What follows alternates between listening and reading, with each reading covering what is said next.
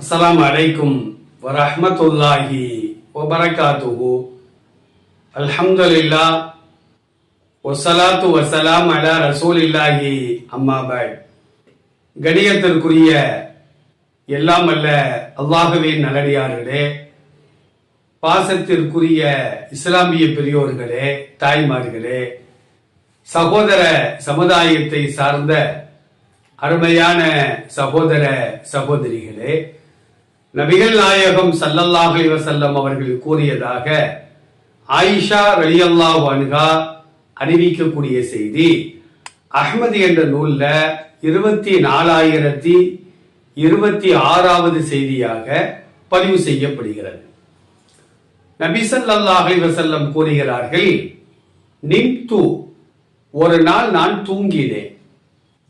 ஃபரஐதுனி fill ஜன்னா, கனவிலே சுவர்க்கத்தை நான் கண்டேன். பெருமானாருடைய கனவுல சொர்க்கம் வரத்தான் செய்யும்.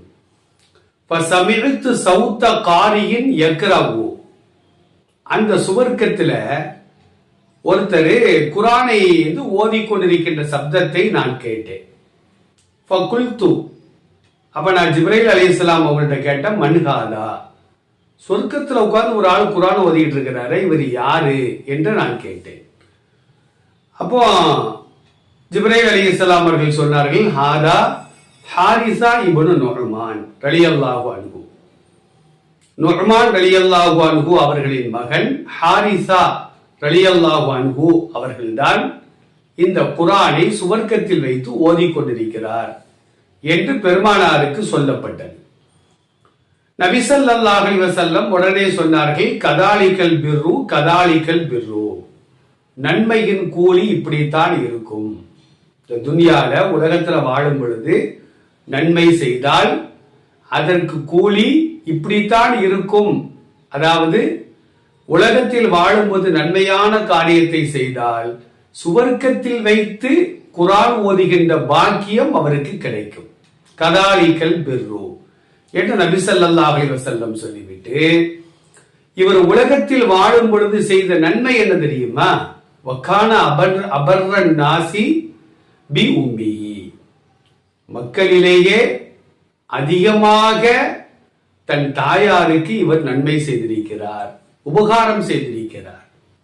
அப்ப தாய்க்கு செய்த உபகாரத்தின் காரணத்தினால்தான் அல்லாஹ் இவருக்கு ஒன்று சுவர்க்கத்தை கொடுக்கிறான், இரண்டாவது சுவர்க்கத்தில் வைத்துக் கொண்டு குர்ஆனை ஓதுகின்ற பாக்கியத்தை கொடுத்தான் என்று நபி ஸல்லல்லாஹு அலைஹி வஸல்லம் அவர்கள் இந்த ஹதீஸின் மூலமாக நமக்கு கற்றுத் தருகிறார்கள்.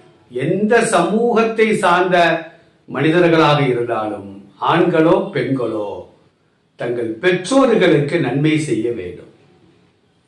அதிலும் குறிப்பாக தன்னை 10 திங்கள் சுமந்து பெற்றெடுத்த தாய்க்கு நாம் அதிகமாக நன்மை செய்ய வேண்டும். இன்னைக்கு எத்தனையோ குடும்பங்கள்ல சொத்து தகராறிலே பெற்றோர்களை வெட்டி கொலை செய்யக்கூடிய ஒரு காட்சியை பார்க்கின்றோம். பெற்ற தாய் என்று கூட பாராமல் ஆற்றில் தூக்கி போடுவது, கடலில் தூக்கி போடுவது, தெருக்களிலே பிச்சை எடுக்க விடுவது, இது போன்ற செயல்கள் எல்லாம் இன்றைக்கு சர்வசாதாரணமாக நாம தெருக்களிலே பார்க்கின்ற அந்த யாசகர்களை நாம் அழைத்து கேட்டால், உங்களுக்கு குடும்பங்கள் இல்லையா, பிள்ளைகள் இல்லையா என்று கேட்டால், எங்களுக்கு பிள்ளைகள்லாம் இருக்கிறாங்க, பெரிய பெரிய அதிகாரிகளா இருக்கிறாங்க, பெரிய பெரிய செல்வந்தர்களா இருக்கிறாங்க, ஆனா நாங்க அவங்களுக்கு பாரமா இருக்கிறதுனால எங்களை வீட்டை விட்டும் துரத்தி விட்டார்கள் என்று சொல்லக்கூடிய ஒரு அவலமான சூழ்நிலையை நாம் பார்த்து வருகின்றோம். பெற்றோருக்கு நாம் உபகாரம் செய்ய வேண்டும். அந்த உபகாரத்தின் காரணத்தினால் மறுமையிலே சுவர்க்கம் நமக்கு கிடைக்கும். சுவர்க்கத்திலும் குர்ஆன் ஓதுகின்ற ஹாரிஸா இப்னு நுஅமான் ரலியல்லாஹு அன்ஹு அவர்களை போன்று அங்கும் சென்று திருக்குர்ஆனை ஓதுகின்ற ஒரு பாக்கியம் கிடைக்கும். அல்லாஹ் அந்த பாக்கியங்களை நம் அனைவருக்கும் தந்தல் புரிவானாக. அஸ்ஸலாமு அலைக்கும் வரஹ்மத்துல்லாஹ்.